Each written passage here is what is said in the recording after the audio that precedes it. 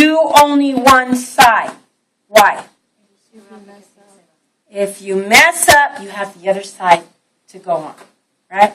But if you do both sides at the same time, you mess up at the same time, you have nothing to fall back on. Okay, so this is the part that I was telling you about. This is the hardest part to dissect back. That's the only time you're going to need the scalpel. I always call it scapula. No, it's a scalpel. See the masseter? How hard it is? Well, he's just really thick. But the masseter is this muscle right here. And it goes all the way up. His muscles were so thick and fat I couldn't get through, but you can see the very beginning of that. This is the mandible, right? So that's the digastric. And he is showing you his mylohyoid, but the rest of it down here is actually the genohyoid. So up here is the mylohyoid.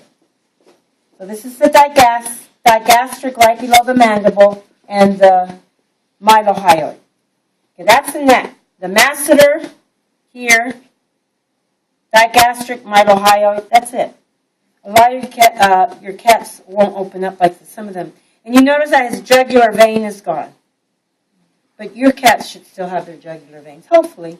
If not, we'll find a cat that does. Okay, now, remember the pectoral antebrachialis on that cat, and the picture was so small? Look at the pectoral antebrachialis on this guy. This is it. That's huge. Now, look at his pectoralis major. Look how much smaller it is than the pectoralis minor. That's because we named him after the human. Now, this is the syphi humoralis, and it was not cut off because it's pretty thick. You can see it. The latissimus dorsi was here, and it was attached like this. And it was attached to the back. We think he broke his back. That's how he died. And so, after he roamed and probably got lots of little kitties, you're going to, when you're dissecting, actually this should be your first muscle you dissect because it's easy. You're going to try to find, and you pull these things apart so that you can see these white lines. See those white areas there? That's actually connective tissue, right? That's where it was attached back here, and this is where it was attached up in front. And then you find the end. You follow the fibers.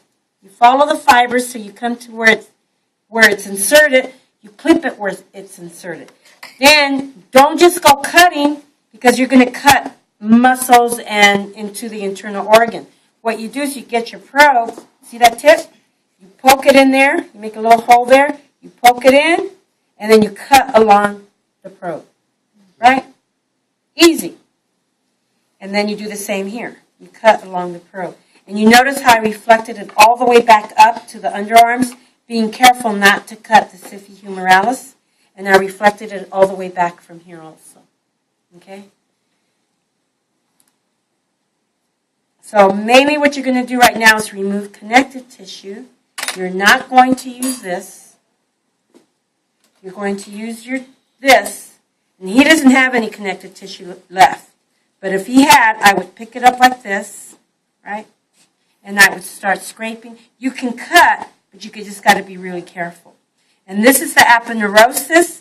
This is the linea alba. And you see how I removed only a piece of the aponeurosis so you could see the rectus abdominis. And where it ends, way up here, you can see where the thoracis abdominis runs in a different direction.